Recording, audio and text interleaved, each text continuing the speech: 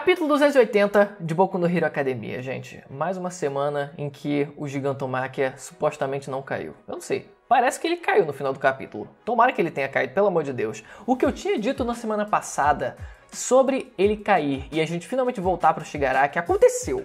Pelo menos aconteceu. Foi no final do capítulo? Foi nas últimas páginas, mas pelo menos aconteceu. E outra coisa antes de falar do capítulo é que esse capítulo ele saiu um dia atrasado no lançamento oficial que normalmente sai domingo, acho que 1h da tarde, né? Agora saiu segunda, todos os capítulos oficiais da Jump saíram oficialmente agora segunda, eu não sei por qual motivo exato. Então, esse capítulo saiu mais atrasado por conta disso também, né? Por algum motivo também as scans piratas não devem ter saído desse capítulo, acabou atrasando mais ainda pra gente, mas finalmente saiu e tamo aí gravando o vídeo. Galera, o negócio é o seguinte, eu achava que a Ashido ela iria conseguir derrotar logo de cara o Gigantomachia e assim no começo do capítulo, só pra fazer aquele gancho semana passada, fazia aquele gancho semana passada e agora, né, semana passada, e agora essa semana finalizava e já partia pra próxima, já voltava pro Shigaraki, mas não, ainda teve um pouco mais de clímax prolongado nesse capítulo e ela não consegue acertar a boca do Gigantomachia. Ela lembra a primeira vez que ela se encontrou com ele e o trauma que ela sentiu naquele momento, por mais que ela tenha conseguido agir, ela mesmo assim sentiu aquele trauma, caraca. Então essa figura é aquele monstro que eu encontrei daquela outra vez, né?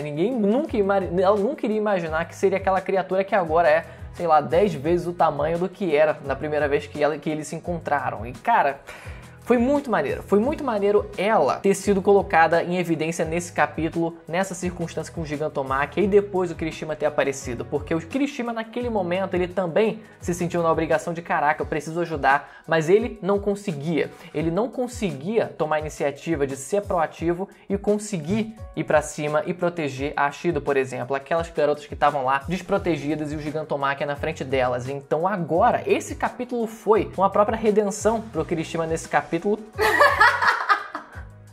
Ligaram um carro aqui. Um carro ligou aqui dentro da casa.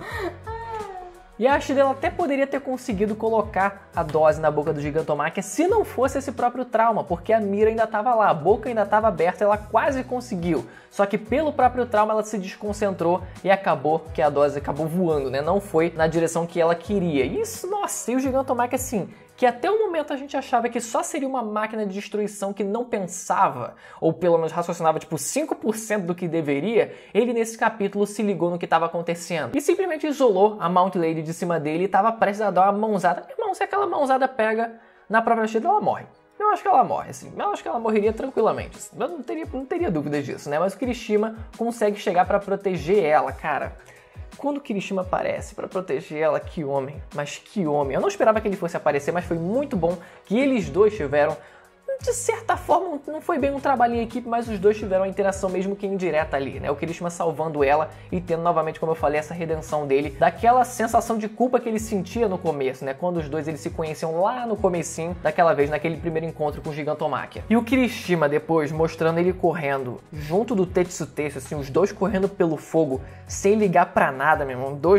Dois garotos másculos, sem sentir o fogo queimar de forma alguma, meu amigo. E o Kirishima, depois de ter salvo a Ashido, ele vai lá e escala o Gigantomachia assim, meu irmão, só assim, ó, só nas garras, assim, ó, só nas garras, assim, um bicho muito duro, garras duras, corpo duro, tava tudo duro ali nele. Ele foi pra cima e foi, meu amigo, aí foi a mira. E ele errou. Ele perdeu a primeira dose que era dele e a Toga que jogou a espadinha nele e conseguiu acertar a dose. Mas ele tinha a outra dose que ele conseguiu pegar da própria Ashido antes que fosse destruída a dose. E consegue acertar a boca do Gigantomachia. A gente não vê o efeito sendo efeito de imediato, o efeito tendo efeito. Não, exato. A gente não vê o efeito tendo efeito. A gente não vê a dose tendo efeito de imediato. Foi dito que quanto mais ele se mexia, enfim, né, mais rápido acontecia o efeito. Mas a gente não vê ainda isso na prática acontecendo. Tomara! Eu fico pensando assim, cara, é uma dose que aparenta ser tão pequenininha, mas tomara que seja suficiente para derrotar um corpo gigante, para apagar um corpo gigante como aquele. Mas pelo amor de Deus, eu fico em dúvida. Caia logo. Olha só, antes era pra ter 2 doses.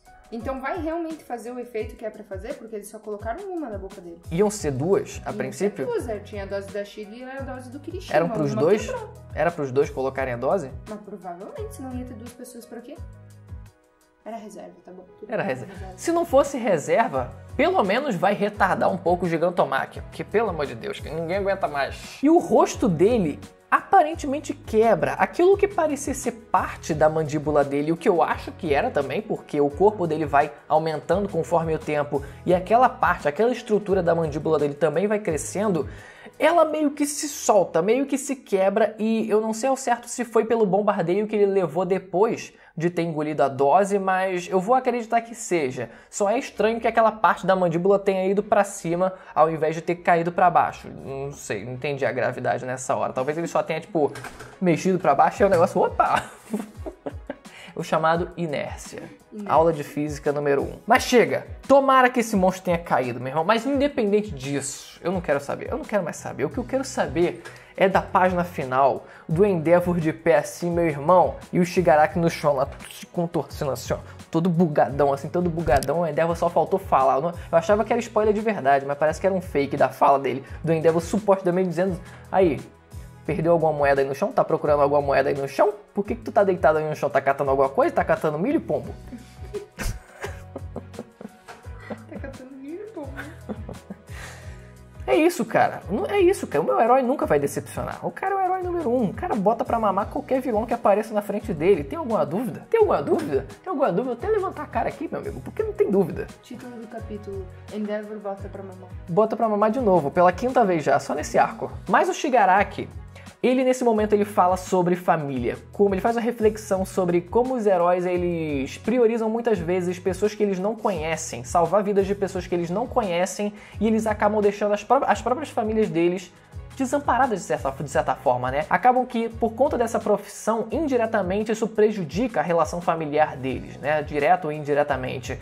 E isso é trazido à tona pro Endeavor, que é o cara que é o máximo exemplo desse mangá de uma família desestruturada por conta de algo que ele perdeu o bom senso e acabou extrapolando os limites nessa competição excessiva que ele sentia, né? A necessidade de ser o número 1. Eu achei isso interessante porque foi o próprio Shigaraki que falou sobre isso, que por mais que eu saiba, a gente saiba que ele também tem, ele seja um exemplo claro disso, a gente esperava que isso saísse da boca do Dabi.